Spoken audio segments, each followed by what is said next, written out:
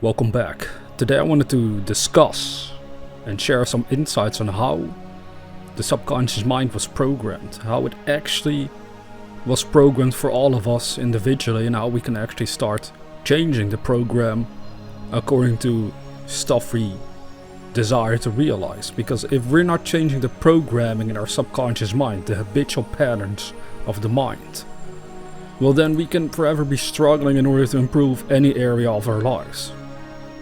You can easily measure this for yourself, that the more you can change these habitual patterns that are very deeply ingrained in the subconscious, the more effective and easy it becomes to actually improve your life. But as long as you're only working with your conscious mind, with conscious willpower only, basically trying to override all your old habitual ways of living, well, then it can forever feel like a huge struggle, day in and out, to just keep working basically against yourself, your old programming. So instead, let's just go straight to the basics and change the programming entirely, and then when that happens, everything will improve automatically. So I would say to you, accept your dream, whatever it is. Accept it mentally.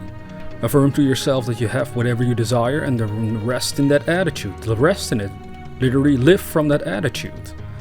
Why would it be hard? Well, because you're looking for signs in the physical world, whether it has happened or not, or whether it is working out already or not. But this is not necessary. The only sign you want to look for is whether you are mentally in harmony with your dream. You do this by analyzing how you feel when thinking of your dream. Is it full of positive emotions of faith, love, passion, purpose, and determination? If so, you are on the right track, for out of that very state of mind, the realization of your dream will manifest. One of the programs we received in life is that money doesn't grow on trees, for example, but that is stupid. Money does grow on trees. Yeah, now I know you're thinking, okay, well, where is the money then? I look outside into my garden, I see all these trees, the wonderful trees everywhere I go, depending on where you live, and I don't see any money growing it. No, wait a minute. It grows on the spiritual trees of your mental desires. So make your desires stand tall and strong, like a great oak tree in your conscious mind, which roots are growing deep into the subconscious mind. They are very stable. Doubts or worries won't disturb this tree of desire. It is firmly rooted. That is the kind of tree that causes money to grow in your world. Now let's start this all off with a fun quote by Les Brown as well. Other people's opinion of you does not have to become your reality. The problem though is that from birth, that is initially what happened to all of us. The opinion of others around us has been programmed into our subconscious minds, and then to become the cause for us struggling as we reach adulthood. Let us overcome all this nonsense that was lodged into our subconscious and finally find freedom from bondage and failure. We will turn it into freedom and success. If that sounds useful to you, then think deeply about the things that are shared in this video.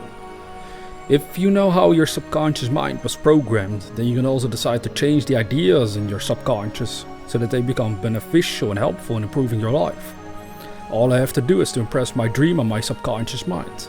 I don't have to keep looking at physical circumstances in desperation to see whether things improve. My job is to keep impressing my subconscious mind with my dream every single day. And the response is a compulsion that causes me to do things differently automatically, which are what will manifest the dream. At first it might feel strange, impressing a new dream on your subconscious mind. But don't be dismayed, this is part of the process. The reason for you feeling a bit strange and perhaps uncomfortable is because if your dream were now a physical fact, your whole behavior and personality would most likely also be completely different than what it is now. So you're feeling a little bit strange at first. That's part of your subconscious mind altering your entire personality into the one that would manifest your dream. Basically, you are becoming aware of the new personality that is now in conflict with the old one.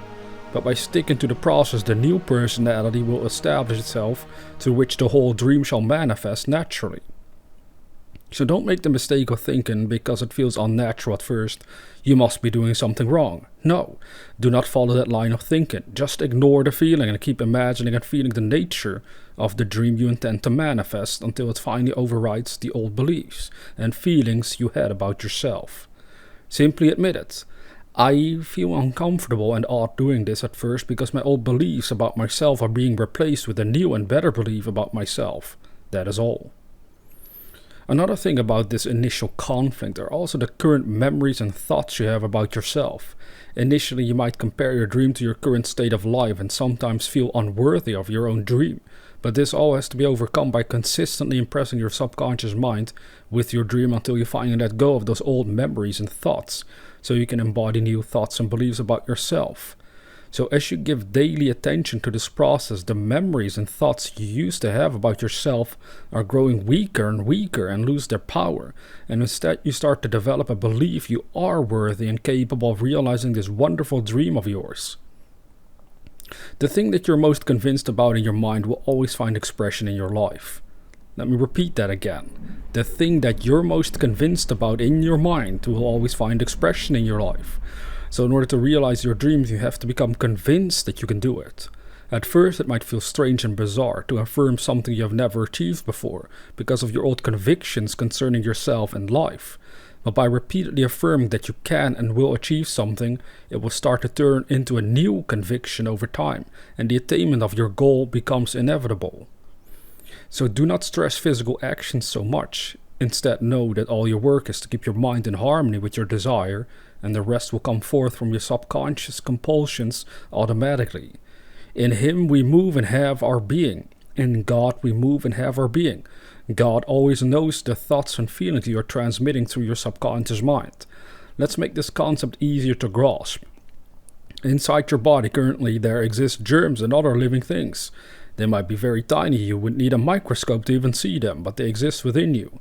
And if something goes wildly off track with them, we will become aware of it. Something strange starts to happen to our bodies. Likewise, we humans live within the body of God, and the universe is His body. On a smaller scale, we were told that the body is a temple of the living God.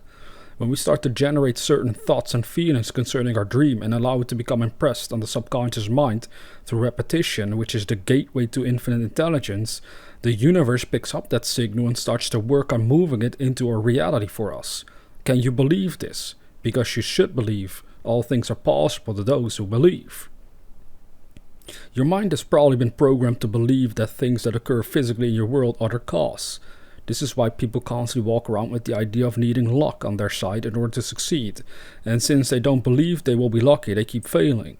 But the cause lies not in the physical world, but in the mental world. The cause for success lies in the way you imagine, think and feel, which compel your body and world at large to shift around according to the nature of your own mental patterns. This is not hard to grasp, it only takes some contemplation on your part. If a person is full of negative thoughts and feelings, they are unable to act positively. They might fake it, but it is like you can sense a strange vibe coming from them. They are up to no good, your subconscious mind says.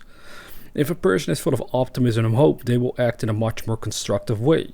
So what we want to learn is to direct this power of our conscious mind at will, to actually think, imagine and feel about what we want. Another way of putting it would be to say, we want to learn to think the way we want to think regardless of outer appearances. That is what Wallace Wattles once wrote. Initially our minds are programmed to think according to appearances. How are things going in my physical world? How are people treating me? On and on it goes in all kinds of areas. We want to change this habitual programming around and start to think for ourselves in terms of desire, in terms of what we want to realize with our lives. This takes practice, but it is worth it because by practicing this, even if it seems hard at first, slowly but surely you will become better at it. And the end result will be that you will control your own mind and can influence your subconscious mind effectively with the goals you truly want to achieve. So it all remains an interesting fact to me that I found out for myself, and I will keep trying to reveal to humanity. If they can establish unity between their conscious and subconscious mind, they will be lifted out of their depression and despair and overcome all their problems sooner or later. But you see, this is such a vastly different knowledge about our existence to work with. For most, it must indeed be a true test of their ability to change and discard many false beliefs about themselves and the world. That all power lies outside of ourselves, that's one of those beliefs. That we must find a partner and things in our physical world to be happy. When all along what really needed to happen was that the conscious and subconscious enter into a union and divine relationship. The even greater secret is that the subconscious mind is that part of mind through which we are all united. So if I can inject my dreams into my subconscious mind, the whole universe is moved towards its manifestation. That is a huge thing to grasp and overwhelming at first, until you ease into it over time. You know, Joseph Murray said the cause of alcoholism, for example, this might seem off track, but it's actually very useful if you compare this to every area in your life. He said that the cause of alcoholism lies in the mind, in how I am thinking, and especially because of negative and destructive thinking. In what way am I thinking negatively, causing me to drink? What is true for myself, I seem to not have a lot of happy thoughts about my life at times, and then there's still this tendency to only look for everything that might seem off track, and then I slowly spiral into a desire that I want to drink and numb it all. So if you compare that to any other area in your life, you can clearly tell it's the same process. For money, if we greatly struggle financially, then odds are that our minds are just too obsessed with the struggle itself instead of thinking of ways to build more wealth for ourselves. You know, if it's sickness, then you're probably more obsessed with the sickness than with the health. You see, and with alcoholism, they're more obsessed with the drinking than with actual sobriety. See, all these things, they work like that in our lives if we truly understand the power of our consciousness and how they operate the conscious and subconscious together. So again, you know, in the end of the day, it's all a matter of trust. Trusting your own subconscious mind, even if things seem a bit bleak at times. To trust that this too shall pass and good times will happen soon enough. Maybe days or weeks from now, but one day they will come. And if I prepare beforehand by thinking optimistically, I will enjoy the good times so much more, and the bad times will over time feel much less worse due to my habitual positive thinking. This is again all part of understanding how you can reprogram your own subconscious mind. It has everything to do with your conscious mind activity. And if we are not paying attention, we might repeatedly allow negative thought patterns to occur and increase in volume until our whole life feels miserable. But the reverse is also true. If I keep practicing and working on generating positive thought patterns, then my life will feel much better and more joyous. The choice is entirely up to us, so choose wisely. Because the subconscious mind can heal all discords in your life, both physical ones and mental ones, if you trust in it. For it is your connecting link with divine mind, with God. So may God's peace be with you.